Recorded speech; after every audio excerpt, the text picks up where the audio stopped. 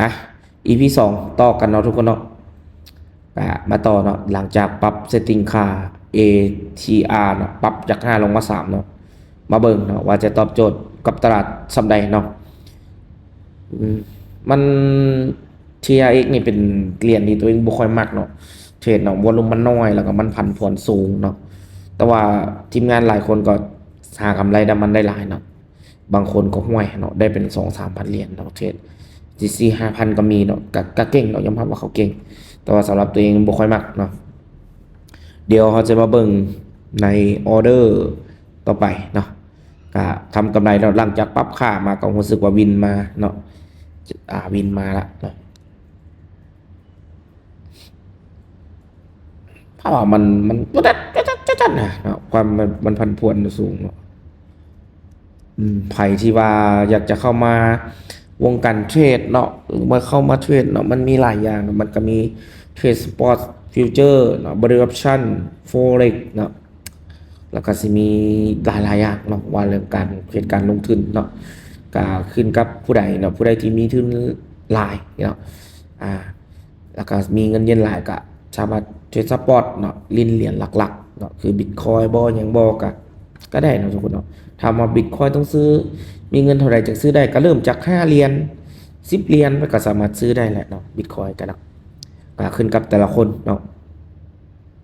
โอกาสถือว่าเทรดมานี่นังเทรดมานี่ก็10ปลายนาทีเนาะ10ปลายนาทีเนาะจากวิดีโอจอที่อัดเนาะแต่ว่าใครที่เบิ่งมาตอนนี้นั้นในคลิป YouTube น่าจะเป็น EP 2เนาะของ TRX เนาะเพราะว่านำจะประมาณ 8-9 นาทีนำสิตัดคลิปออกส่วนหนึ่งเนาะก็พอดก็แนมเห็นกำไรมาอยู่ได้เนาะแนมเห็นกำไรมาอยู่เนาะกับพอดนี้ก็ถือว่าขั้นแตกกระยาทำบ่เสียใจเนาะเพราะเป็นพอดกำไรเนาะแล้วก็ถือว่าได้บทเรียนให้กับ FC ทุกๆคนเนาะแล้วก็ได้คลิปลง2ตัวเองไปนำเนาะเนาะจัดไปเนาะอินดิเคเตอร์ก็เป็นแนวโน้มขาลงอยู่เนาะแต่ว่าเนื่องจากวอลลุ่มมันน้อยเนาะการสวิงสังเกตเนาะอินดิเคเตอร์จะหักงอกมาแงกงอกมาแงกเนาะอันนี้บ่งบอกถึงตลาดที่บ่งามตลาดที่ผันผวนเนาะถ้าว่าตลาดที่บ่ผวนอินดิเคเตอร์ตัวนี้มันจะงามนะ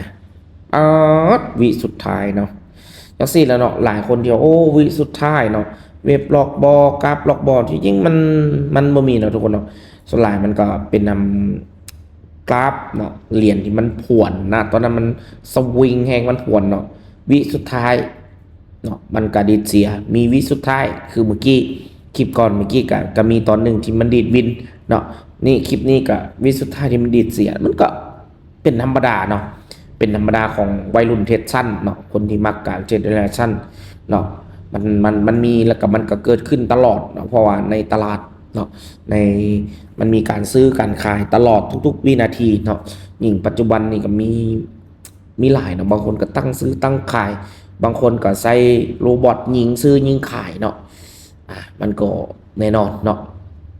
ลินระยะสั้นอย่างต่างๆแน่นอนเนาะกราฟที่เฮาเทรดเนาะมันก็เกิดขึ้นมาจากการคนทุกคนที่ซื้อที่ขายเหรียญเนาะยกตัวอย่างที่ X ก็การซื้อการขายเหรียญนั้นเนาะคือเฮาเทรดนี่ทำเฮาเทรด binary เทรดฟิวเจอร์เนี่ยคือบ่จะเป็น forex อย่างต่างๆส่วนหลายแบบนี้เขาเอิ้นการเทรดราคามันเนาะการเทรดราคาเนาะจะบ่ได้ถือทรัพย์สินตัวจริงเนาะแต่ถ้าเทรดสปอตเนาะยกตัวอย่างเฮาซื้อ TRX สิเฮาซื้อเท่าใดเนาะเขาจะได้จำนวน TRX มาถือเนาะหรือว่าซื้อ Bitcoin ก็จะได้จำนวน Bitcoin มาถือเนาะการซื้อนั่นแหละเนาะซื้อสปอตนั่นแหละจึงมีผลต่อกราฟที่เคลื่อนหนิงที่เฮาเทรดอยู่นั่นเองเนาะว่าจะให้อธิบายให้เข้าใจง่ายๆเนาะฉะนั้นณปัจจุบันเนี่ยเฮาเทรดราคาเนาะเฮาเทรดราคาซึ่งว่าสามารถเทรดได้หลากหลายการเทรดเนาะมันจะเป็น Binance เนาะOKX บอก Get.io บอกMaxi บอกหลายๆเนาะแล้วก็สิมีในไทยก็สิมีบิตครับบอกเนาะในลาวก็สิมีบิตคิกอย่างต่างๆเนาะแล้วก็มีกระดานเทรดอื่นๆเนาะสายที่เป็นนั่นจะเป็นสายสปอร์ตเนาะคันเป็นสายแบบพวกออปชั่นก็สิมีหลายเนาะ Expert IQ เนาะ BX Trace แล้วมีหลายเนาะหลายเนาะเป็นหมื่นเป็นจักเท่าใดเนาะมันขึ้นกับเฮาเลือกเนาะกระดานเทรดที่ว่าทำธุรกรรมว่องไวบ่เนาะการการทำธุรกรรมมีปัญหาบ่เนาะความน่าเชื่อถือเด้เนาะอหย่างต่างๆเนาะหลักๆก็คือการที่เวลาเอาเงินเข้าไปเนาะแล้วเวลาเราจะถอนนี่มันง่ายบ่เนาะถอนรวดเร็วบ่อหย่างต่างๆเนาะเพราะว่าเงินเราถ้าฝากเข้าไปแล้วถอนออกไม่ได้สิเนาะมันก็จะยุ่งยากเนาะฉะนั้นการทำธุรกรรมก็คือว่าเป็นอีกอย่างหนึ่งเนาะในการตัดสินใจอันหลักๆเนาะในการที่จะเข้าเทรดเนาะแล้วก็กระดานเทรดก็เป็นสิ่งที่สำคัญเนาะแล้วก็บางกระดานเทรดก็คนนิยมหลายแต่บางทีก็ผลกำไรก็น้อยเนาะอย่างแบบมันก็มีเนาะ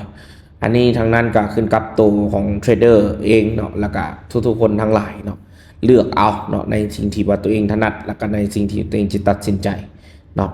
คือทุกๆการเทรดมันก็สิมีเงินดีโมให้เราศึกษาเนาะให้เราฝึกเทรดเนาะเฮามักเฮาก็ต้องเทรดเฮาบ่มักเฮาก็เซาเนาะไปลงทุนอันอื่นเนาะไปเฮ็ดในสิ่งที่เฮามักเนาะไปลงทุนไปเฮ็ดในสิ่งที่เฮาถนัดเนาะคันเฮาถนัดเรื่อง Forex ก็เฮามีทุนหลายเฮาก็ได้เนาะก็ศึกษาเนาะถ้าว่าเนาะบ่ได้เราก็ลองเปลี่ยนเนาะทุกคนเนาะทุกสิ่งทุกอย่างมันขึ้นอยู่กับตัวของเราเองเนาะบ่สามารถบอกว่าอันนี้ดีอันนี้บ่ดีเนาะแต่ว่ามันขึ้นกับอยู่แต่ละคนเนาะศึกษาให้ดีเนาะเพราะว่าทุนของเราเนี่ยถ้าเราตัดสินใจผิดพลาดเนาะทุนของเราก็จะหายเกลี้ยงนะทุกคนเนาะก็ตั้งแต่ปรับมานี่ก็รู้สึกว่าก็เห็นกำไรได้เนาะก็เห็นกำไรแต่ว่าเพราะว่านำบริหารทุนเนาะอาจจะบ่ได้ไปสูงแต่ว่าก็โดยรวมก็ยังมีกำไรเนาะเทรดเหรียญเนี่ยตัวเองเนาะโดยเฉพาะตัวเองตัวเองบ่เก่งเทรดเหรียญนี้เนาะว่าตรงๆเลยเนาะอันนี้เอาอินดิเคเตอร์ TR ATR มาลองเนาะก็คิดว่าพอร์ตนี่นะพอก็จะเอากำไรมา100ปลายเนาะ180ปลายเนาะแล้วนี่ก็ขึ้นมา203เนาะนั่งเทรดนี่ตอนนี้เกือบ3นาทีแล้วเนาะก็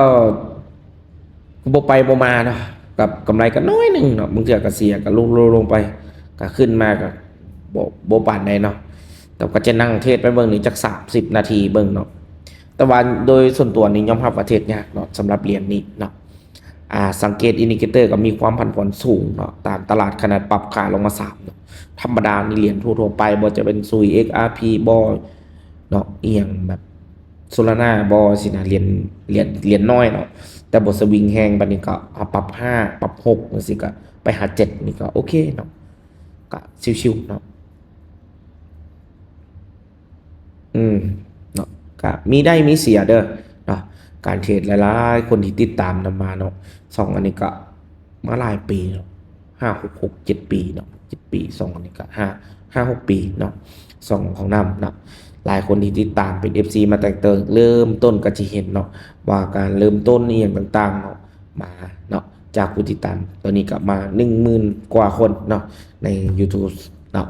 ฉะนั้นหลายๆคนก็อย่าลืมติดตามเนาะส่องดีเคนำนึงเนาะอยากให้เฮ็ดคลิปแบบใดเนาะอยากให้ลองเทรดเหรียญใดกระดานเทรดตัวใดเนาะลองลงทุนแบบใดก็ลองกันคอมเมนต์กันเข้ามาเนาะนำกระสิไปหาข้อมูลไปฝึกไปศึกษาเนาะถ้าว่ามั่นใจแล้วก็สิเฮ็ดคลิปให้กับ FC ทุกๆคนได้เบิ่งไปนำกันว่าซั่นซะเฮาก็มาเบิ่งเนาะเบิ่งถ้าว่าอินดิเคเตอร์แบบนี้เนาะเฮาก็คันบ่แน่บ่นอนคือกลางๆไม่เฮาก็บ่เข้าเอาเด้อก็ได้เนาะแต่คือนำก็เอาสำนานนิดนึงก็ตัดสินใจเข้าเลยเนาะลองเบิ่งเนาะว่าเข้ากลางๆคันเป็นเหรียญที่พันพวนแบบเนี้ยโอกาสที่มันจะได้จะเสียมันจะสูงปานใดเนาะว่าซั่นซะเนาะฉะนั้นเฮาก็มาเบิ่งไปเรื่อยๆแล้วเนาะตอนนี้ก็บ่ฮู้ว่าสิบินจะลอสเนาะเบิ่งท่าทางนี่ห้วยตอนนี้10วิยังเขียวอยู่โอกาสที่จะเสียก็สิสูงนะเนาะหลายคนบอกว่าเทรดมันนี่มันคือกันมันบ่นำมาบ่คือเนาะมันคือการวิเคราะห์เนาะคือการวิเคราะห์การใช้อินดิเคเตอร์เนาะอินดิเคเตอร์ที่เราใช้ก็เป็นของ Trading View เนาะหลายคนอยากรู้ว่า Trading View มันมีความน่าเชื่อถือบ่กับการไปศึกษาเบิ่งเนาะเพราะว่าอินดิเคเตอร์ก็เป็นอีกหนึ่งอย่างที่ช่วยให้เราประมวลผลได้ดีเนาะเนาะฉะนั้นคลิปนี้ก็คลิป EP 2เนาะ นำก็จะประมาณนี้เนาะแล้วเดี๋ยวนำสิอัดต่อเนาะคลิปนำจะอัดรวดไปเลยเนาะลองจะเป็น EP 3เนาะฉะนั้นใครที่อยากลงทุนมันศึกษาให้มันดีเนาะอันนี้เป็นสเตทเมนต์การเทรดเนาะเอาเขาก็